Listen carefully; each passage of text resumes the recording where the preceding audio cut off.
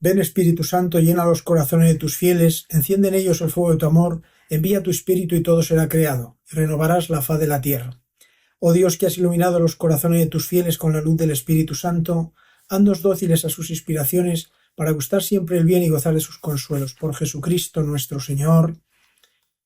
Bueno, queridos hermanos, pues me han pedido esta meditación y otra después para estos ejercicios espirituales en Cuaresma.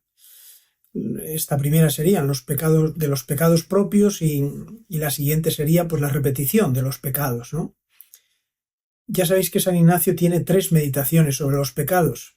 La de los 3 pecados de los otros, en las que pone primer ejemplo, y luego pues no quiere que solo meditemos sobre los pecados de los demás, en esos ejemplos que pone él, sino que quiere que meditemos sobre los nuestros, sobre nuestros pecados. Por eso pues tiene mucha importancia, diríamos, esta meditación, después de haber visto los pecados de los otros, pues ver los pecados nuestros, ¿no? Y es lo que voy a intentar hacer, ¿no? La oración que tiene, la oración preparatoria, pues pide: Señor, que todas mis intenciones, acciones y operaciones se ordenen puramente al servicio y alabanza de su divina majestad. Es decir, que todo aquello que hacemos y sentimos esté ordenado a Dios. Y no siempre es así. Por eso pues es muy importante caer en la cuenta, ¿no? Aquellas primeras meditaciones de la primera semana de San Ignacio pues son para purificar el corazón, para que se dé esta circunstancia, ¿no? Que todas mis acciones e intenciones y operaciones, todo, pues se oriente a la alabanza de Dios. En los ejercicios procuramos también crecer en ese primer mandamiento, ¿no? El amor a Dios con todo el corazón, con toda el alma, con toda la mente, con todo nuestro ser, y consecuencia el amor al prójimo. Y bueno, se dan 2 aspectos, ¿no? Ezequiel lo dice en la Sagrada Escritura, un aspecto negativo y un aspecto positivo. El aspecto negativo: os rociaré con un agua pura y os purificaré de todas vuestras impurezas. El aspecto negativo: hay que purificarse. Y sigue diciendo: y después os daré un corazón nuevo. El aspecto positivo. Por eso, pues es necesario caer en la cuenta de los pecados propios para poder purificar el corazón. Esto lo concluye luego ya el Evangelio cuando dice: nadie pone vino nuevo en odres viejos, ¿no? San Agustín lo dice de una manera bonita también: si Dios quiere darte miel y estás lleno de vinagre, pues no será lo ideal. Habrá que limpiar esos odres. Y San Ignacio, en el principio, en el libro de los ejercicios, pues dice que los ejercicios sirven para quitar de sí todas las afecciones desordenadas y después de quitarlas, buscar y hallar la voluntad de Dios. Por eso es tan importante purificar el corazón de los pecados nuestros, de aquellos que yo reconozco que hay en mí, el sentido del pecado en mi vida, qué consecuencias me trae, para qué sirve en mi vida hablar y pensar sobre el pecado, ¿no? Y si meditamos sobre el pecado, pues lo primero es para evitarlo, no para obsesionarnos con él, ¿no? Podemos concluir que el pecado tiene arreglo, que es una situación de la que se puede salir o mejorar.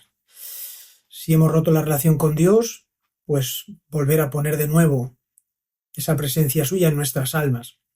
Si nuestra vida es tibia, mejorarla, ¿no? Incluso en las imperfecciones, pues tender cada vez a mejor.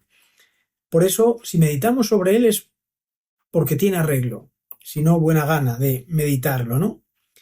Y se nos ofrece desde ese punto de vista, desde la posibilidad del perdón que Dios nos da, ¿no? Dios está dispuesto a perdonarnos. Ya lo vemos con las personas, ¿no? Cuando hemos ofendido a una persona que queremos, pues nos duele bastante, ¿no? Por eso procuramos evitarlo. Pues tenemos que caer en la cuenta también de esa presencia de Dios en mi vida, de lo grande y lo importante que es Dios en mi vida, para no ofenderle. Por eso el pecado tiene arreglo. Y no sabemos bien lo que es el pecado. Fijaros, sabemos bien lo que es pecar, ¿no? Que es decirle a Dios que no. Pero no sabemos bien lo que es el pecado. Lo tiene que explicar Dios. porque nosotros los hombres, por mucho que queramos explicarlo, estamos en pecado. Y entonces se da aquella circunstancia del Salmo, ¿no? El malvado escucha la voz del pecado en el fondo de su corazón, piensa demasiado bien en sí mismo para apreciar su culpa y detestarla. Tiene que ser Dios, porque nosotros al tener pecado no somos capaces de explicar bien el pecado. Como digo, no sabemos bien lo que es el pecado, pero sí que sabemos bien lo que es pecar, ¿no? Decirle a Dios que no cumplir los mandamientos, oponernos de alguna manera a lo que Dios quiere y espera de nosotros. Por eso me voy a referir en esta charla de los pecados propios, pues a un aspecto que nos tiene que ayudar, me parece a mí, ¿no? A caer en la cuenta para evitar los pecados propios, ¿no? De cada uno. El pecado en su tiempo era tratar mal a Jesús, tratar mal al Señor. Los pecados son la causa del sufrimiento de Cristo, ¿no? Y lo vemos allá en Belén, donde nació Jesús, pues lo rechazaron, no había sitio para él en la posada. Y vino a los suyos y los suyos no lo recibieron. Mentes obcecadas por el pecado, ¿no?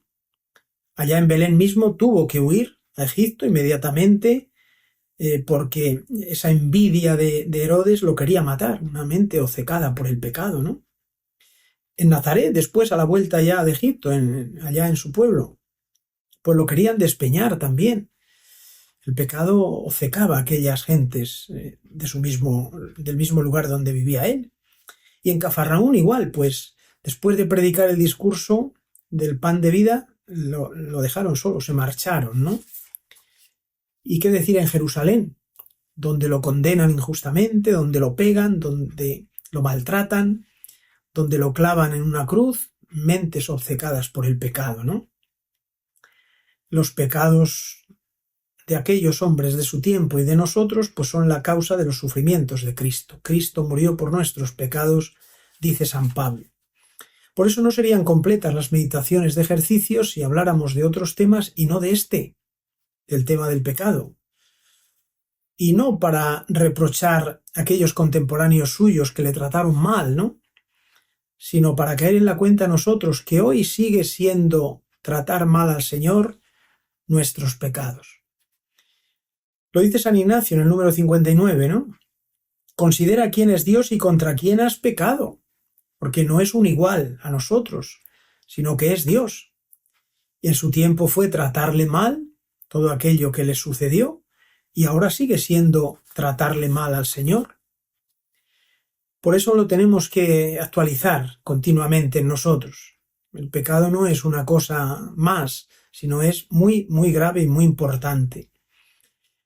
Santa Teresa decía: oh Padre eterno, mirad que no son de olvidar tantos azotes e injurias y tan graves tormentos. Siempre que tornamos a pecar, lo ha de pagar este amantísimo Cordero. No lo permitas, Señor.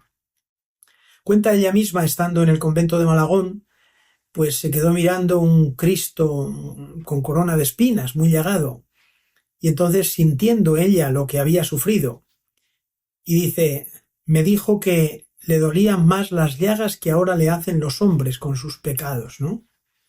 Más que lo que le hicieron aquellas espinas. Esto confirma lo que estoy diciendo, que ahora sigue siendo tratarle mal al Señor. Decir que Jesús murió por nuestros pecados es lo mismo que decir que nosotros matamos a Jesús. Así lo dice la carta a los Hebreos, ¿no? Vuelven a crucificar al Hijo de Dios y lo exponen al escarnio los que siguen en sus pecados. Por eso, pues es tan importante caer en la cuenta. En su tiempo era tratarle mal al Señor.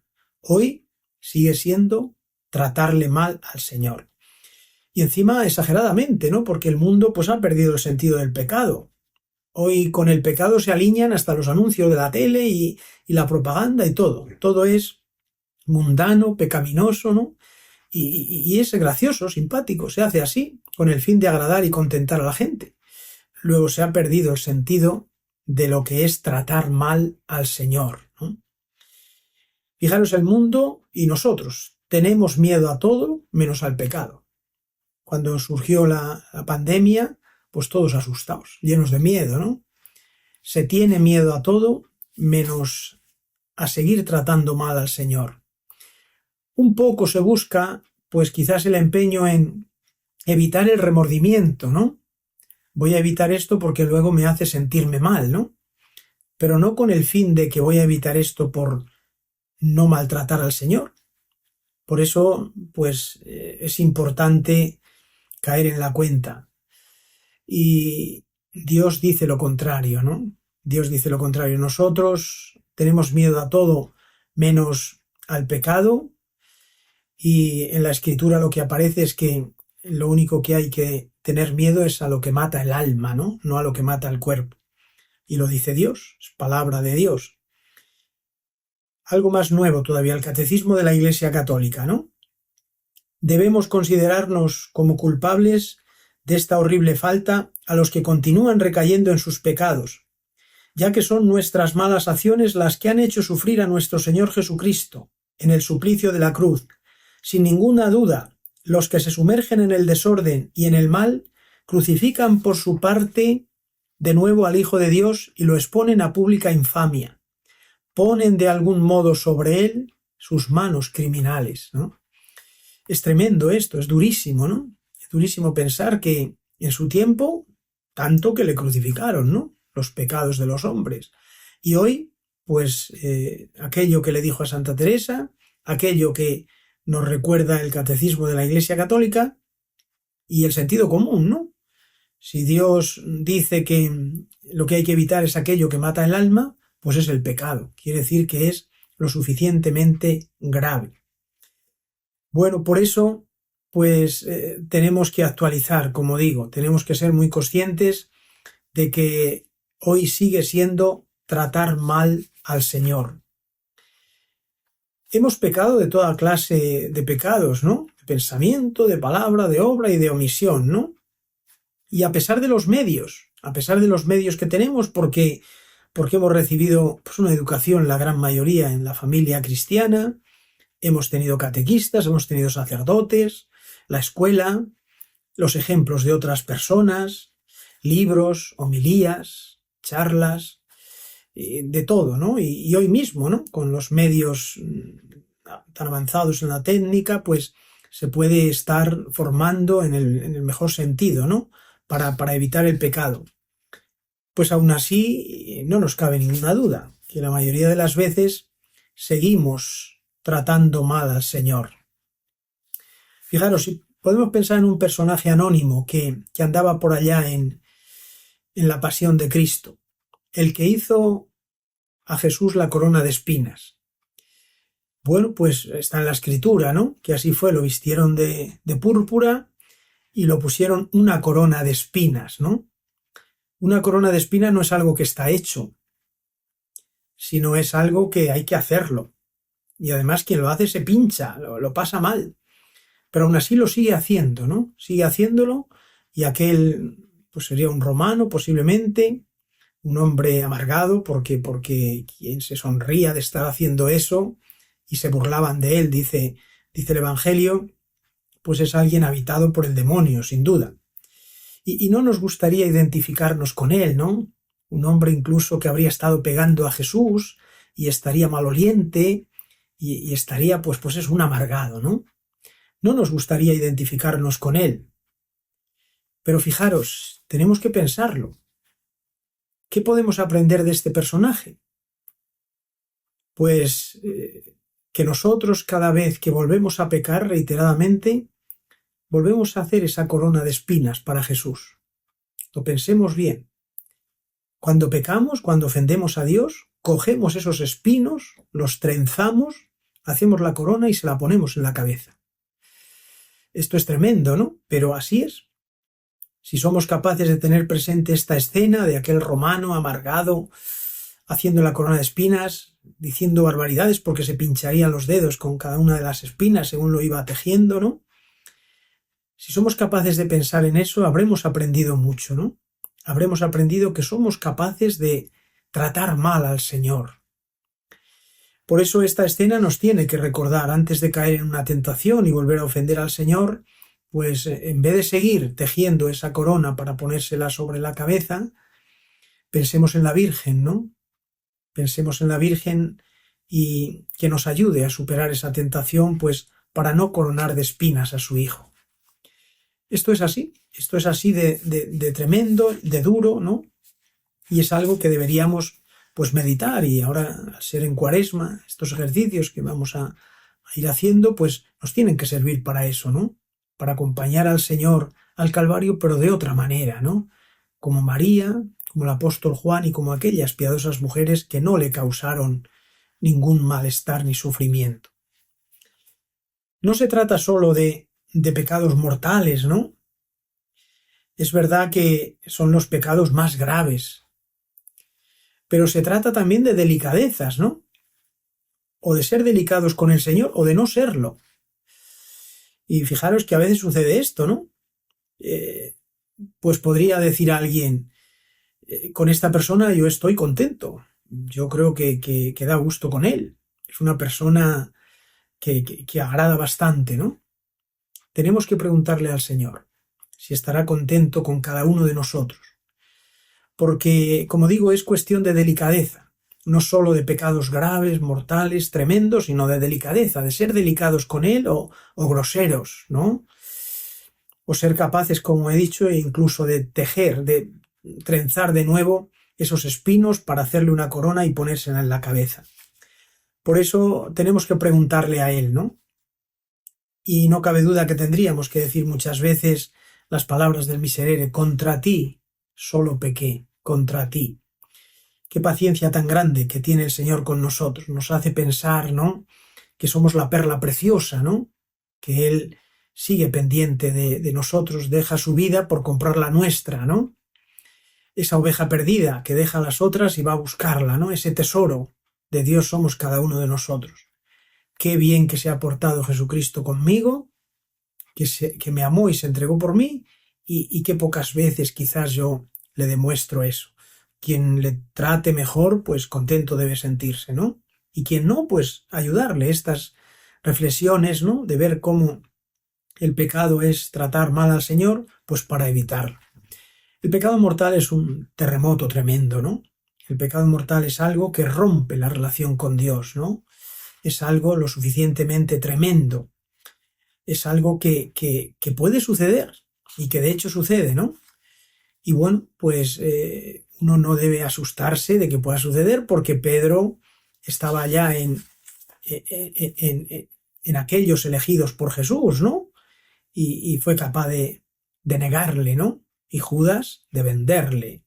Bueno, pues no es raro que entre los que de verdad a veces nos consideramos también amigos del Señor, pues podamos negarle, venderle, traicionarle, tratarle mal, ¿no?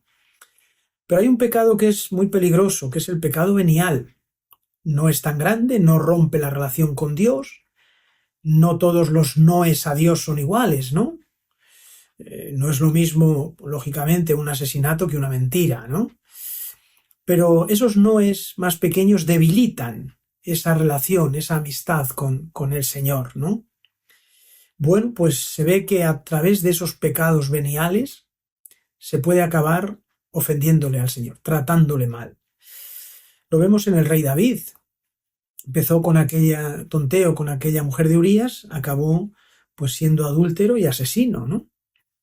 Lo vemos en Judas, quizás unas pocas monedas, ¿no? Empezó a coger unas pocas monedas y acabó vendiendo al Señor, y la causa inmediata era la voluntad de Dios, lógicamente, pero acabó siendo pues que Judas llevó allí a aquellos romanos que le habían pagado para encontrar al Señor en el huerto. Y Pedro empezó a presumir de él, poca cosa, y no es tan importante, y acabó lógicamente pues también diciendo que no le conocía de nada, ¿no? ¿No sería buen lenguaje del amor decirle que no a Dios en algunas cosas? En unas más grandes no le digo que no, pero en otras más pequeñas sí. Pues no sería un buen lenguaje del amor, ¿no? No se demuestra el amor a una persona si se le quiere mucho, no solo cuando no se le maltrata, lógicamente, sino también cuando en pequeños detalles se le va procurando sufrimiento, ¿no? Por eso, en la cuestión del amor todo tiene importancia, las cosas grandes y las cosas más pequeñas, ¿no? San Pedro de Alcántara decía: así como hay cosas que ayudan a la devoción, así también hay cosas que la impiden. entre las cuales son los pecados, no sólo los mortales, sino también los veniales. Porque estos, aunque no quitan la caridad, quitan el fervor de la caridad, que es casi lo mismo que devoción, por donde es razón evitarlos con todo cuidado, ya que no fuese por el mal que nos hacen, a lo menos por el gran bien que nos impiden, ¿no? Hay faltas veniales por sorpresa, pero hay otras que son deliberadas, ¿no? De las cuales yo pienso y soy consciente, incluso pues llevo a cabo ese pecado aceptado por mí, ¿no? Que es verdad que no es lo mismo un no grande a Dios con un pecado mortal que con un pecado venial, pero como he hablado de que se trata de tener delicadeza con el Señor, ¿no? Y en las cosas del amor todo es importante, pues en ese amor a Dios, el que intentamos perfeccionar y mejorar con los ejercicios espirituales, pues es muy importante caer en la cuenta de estos pecados veniales, ¿no? Que acaban siendo, según San Pedro de Alcántara también, la causa de los pecados grandes. Hay otro pecado que se le da poca importancia, ¿no?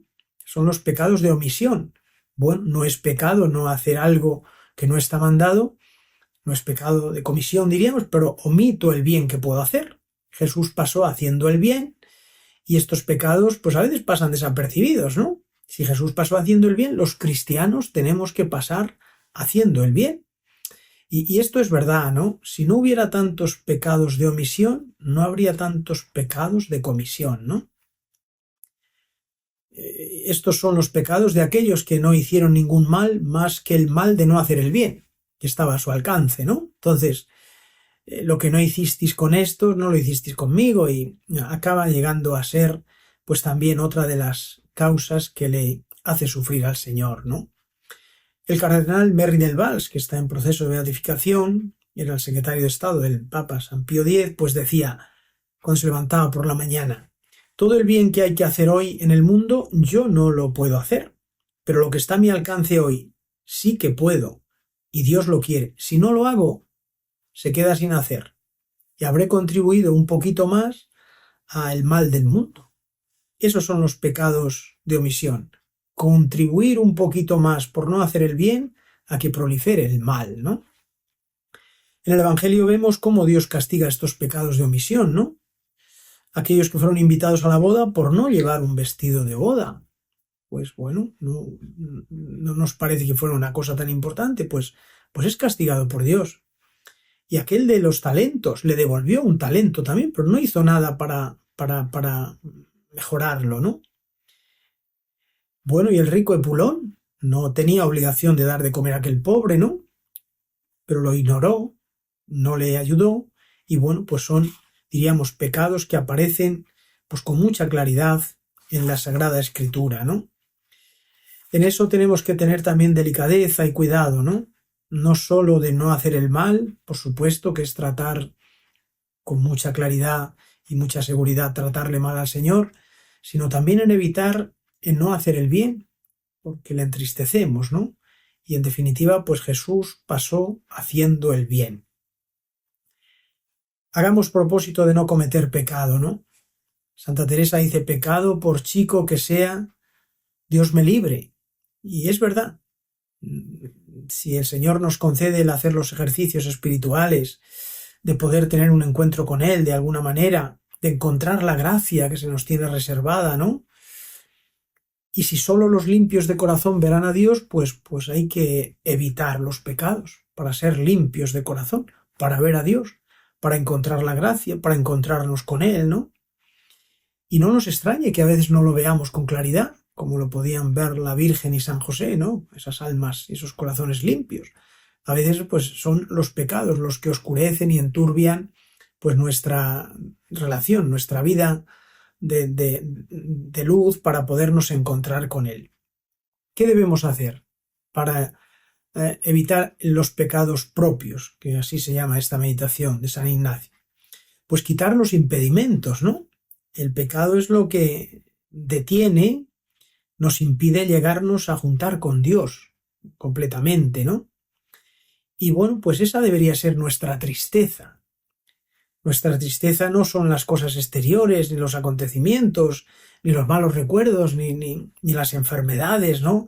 ni situaciones a veces problemáticas, familiares o laborales, ¿no? Sino nuestras tristezas han de ser estas, ¿no? Que hay obstáculo entre Dios y nosotros. Y lo único que de verdad pues no hace felices a las personas, ¿no? Cuando queremos estar con alguien y no podemos, pues no nos hace felices, ¿no? Pues con Dios pasa igual, hay un obstáculo, ¿no? Y hay que empeñarse en salir de esa situación de pecados, ¿no? Lo decimos en el acto de contrición. Ayudada de vuestra divina gracia, propongo firmemente nunca más pecar, confesarme y cumplir la penitencia que me fuera impuesta. Esto es muy importante, propongo firmemente. Quitar el impedimento, ¿no? Porque si queremos ganarnos la amistad de alguien, pues hay que quitar el impedimento si le hay. Si le hemos quitado algo hay que devolvérselo. Si hemos hablado mal de él, pues hay que hablar bien. Si hemos, bueno, cualquier aspecto con relación a las personas ha de ser de esta manera, ¿no? Bueno, pues esto nos tiene que ayudar, ¿no? No querer cometer pecado ni grande ni chico. Todos somos pecadores. Y mentiríamos si dijéramos que no, lo dice San Juan, ¿no? Pero nos dice el profeta que son vuestras culpas las que crean separación entre Dios y vosotros. No queramos por nada del mundo esta separación, ¿no? Imaginaros las ofensas hechas a nuestros padres, por pequeñas que sean, nos remuerde a nosotros, ¿no? Nos siguen remordiendo. Y eso es bueno. Pero a este otro padre tenemos que tratar igual, ¿no? O mejor, que es a quien le debemos, a nuestros padres, ¿no? Tratarle bien, con delicadeza, no maltratarle, tener con él pues la mayor finura para que nuestra vida le sea muy agradable y no le haga sufrir, ¿no? Lo tenemos que intentar. Es algo que sí que está a nuestro alcance, ¿no? Intentarlo.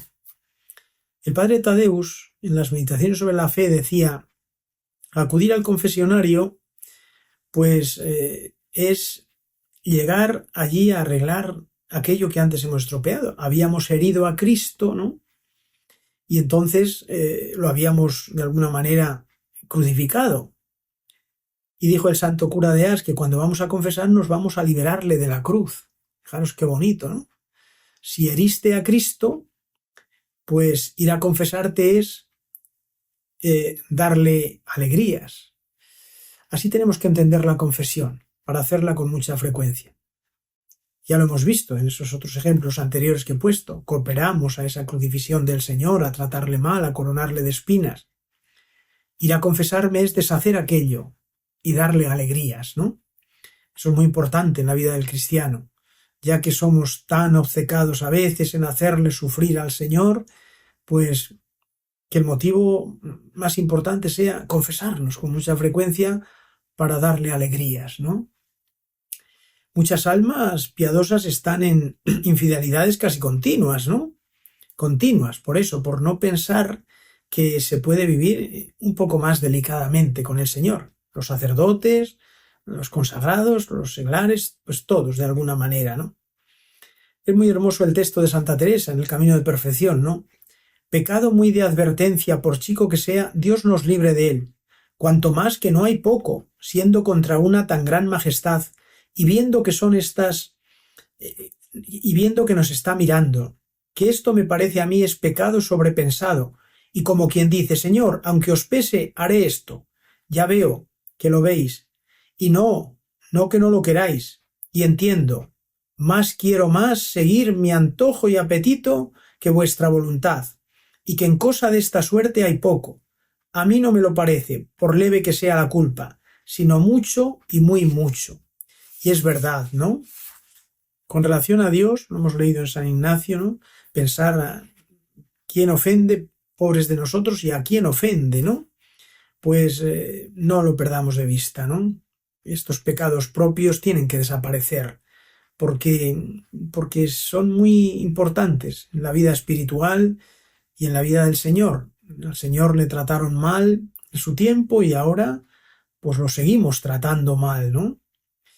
Con esa expectativa, ¿no? Que el pecado tiene arreglo, que si esta meditación u otras a lo largo de los ejercicios en esta Cuaresma me hace caer en la cuenta de que tengo pecados propios muy queridos y muy consentidos, pues tengo que quitar ese obstáculo, ¿no? Ese obstáculo que hay entre Dios y yo personalmente, ¿no? Por eso, si en tiempos de Jesús era tratarle mal, darle alegrías era dejar de tratarle mal.